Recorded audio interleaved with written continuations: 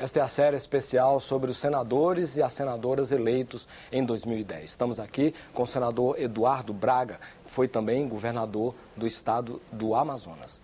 Senador, vamos continuar a nossa conversa a partir da Zona Franca. O senhor já deu uma visão bem ampla da Zona Franca, mas a questão básica hoje, sempre que se fala no Amazonas ou na Amazônia de modo geral, é a questão do meio ambiente, a preservação do meio ambiente. É possível, na sua opinião, conciliar com grande harmonia essa questão do desenvolvimento para o ser humano, que o ser humano não seja privado dos frutos do desenvolvimento, mas ao mesmo tempo preservar o meio ambiente? Eu creio que a experiência que nós tivemos no governo do estado prova exatamente que isso é possível. Por quê? Porque o crescimento do PIB, do Produto Interno Bruto do estado do Amazonas, durante os 8 anos do nosso governo, versus a queda do desmatamento no estado do Amazonas, neste mesmo período, mostra que saímos de um PIB de 22 bilhões de reais para 50 bilhões de reais e saímos de um corte de desmatamento de mais de 1.500 quilômetros quadrados por ano para menos de 400 quilômetros quadrados por ano. O que mostra que a pobreza, a miséria, a falta de alternativa para que o cidadão possa criar a sua família com dignidade é um dos mecanismos que destrói a natureza. O outro lado é a questão da educação. Se nós não qualificarmos o nosso povo e não dermos ao nosso povo uma prática moderna, correta, de uma releitura da relação homem-natureza, nós estaremos pressionando o meio ambiente. Nós estaremos destruindo o meio ambiente. E não há nenhuma lei que supere a lei da sobrevivência. Talvez a primeira lei que o mundo, quando criado por Deus, recebeu foi: meu filho, você tem que sobreviver. Você tem que respeitar a natureza e você tem que sobreviver.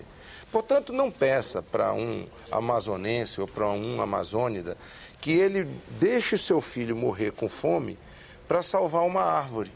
Ou que ele vá deixar o seu filho morrer com fome para ele não pescar um peixe na época do defeso.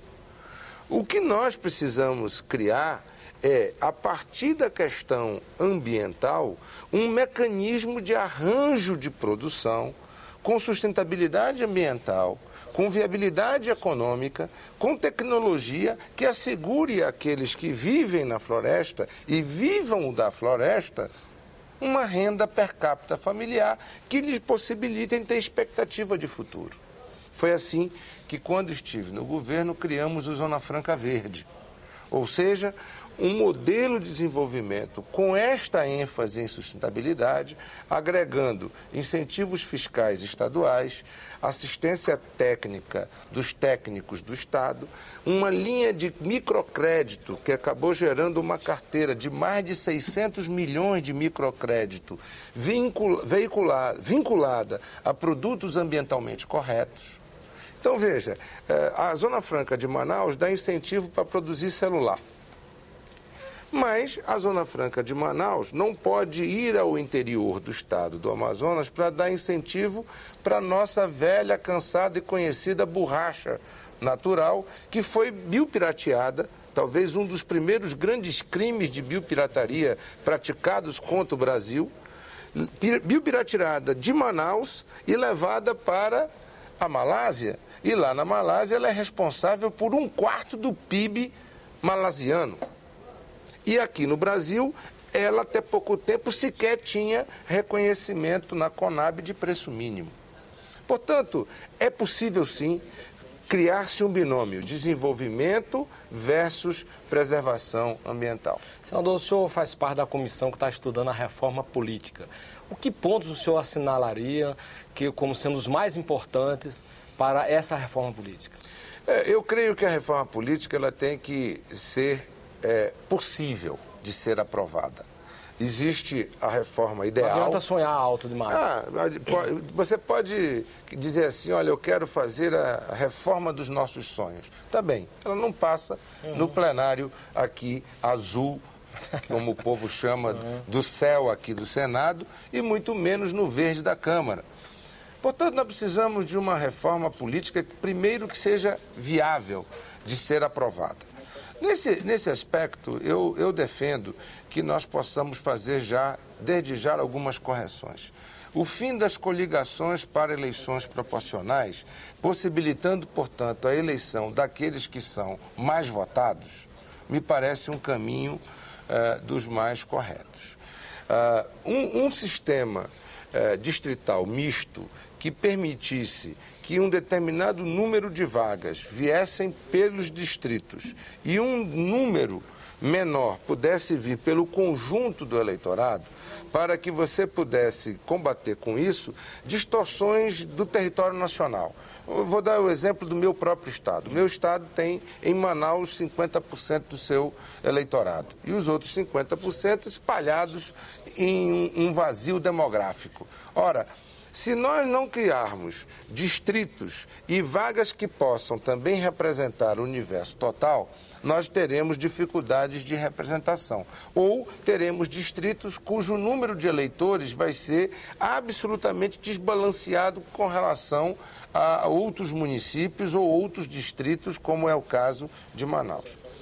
Eu creio que essas duas questões já solucionam vários problemas. E o financiamento público de campanha? Eu sou a favor do financiamento público de campanha, porque isso fortaleceria não só a transparência e diminuiria a judicialização das eleições, que eu acho ser uma das questões de fundo que essa reforma política alcançará. É claro que a questão da judicialização do processo eleitoral não é o cerne da reforma, mas pode ser a consequência de um fortalecimento da reforma política com a melhoria, portanto, da transparência no processo eleitoral.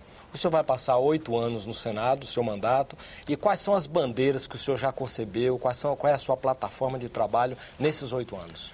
Sustentabilidade ambiental, não é? Com desenvolvimento econômico e social. Creio que o Senado tem, nesse momento, a oportunidade de resolver grandes débitos que a nação brasileira possui para com os biomas nacionais, seja o bioma amazônico, seja o bioma da Mata Atlântica. Acabamos de ver essa tragédia que aconteceu no Rio de Janeiro, fruto da ocupação irracional e, ao mesmo tempo, de uma grande catástrofe, de um grande acidente de percurso da natureza. Mas ali não estavam ocupação apenas das populações mais carentes, mais pobres. Ali estava a ocupação irracional de todos os níveis da economia nacional. Ali você tinha desde grandes fortunas colocadas de forma equivocada, a meu juízo, no uso do solo, até aqueles que se colocaram por não terem outra alternativa senão a ocupação daquele solo. A mesma coisa acontece em outras regiões. Mas os biomas podem vencer isso se forem valorizados em pé. O que eu quero dizer com isso? Nós temos que fazer com que uma árvore possa valer mais em pé do que derrubada.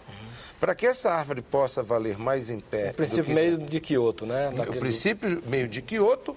E o Brasil precisa, portanto, criar marcos regulatórios com relação aos serviços ambientais.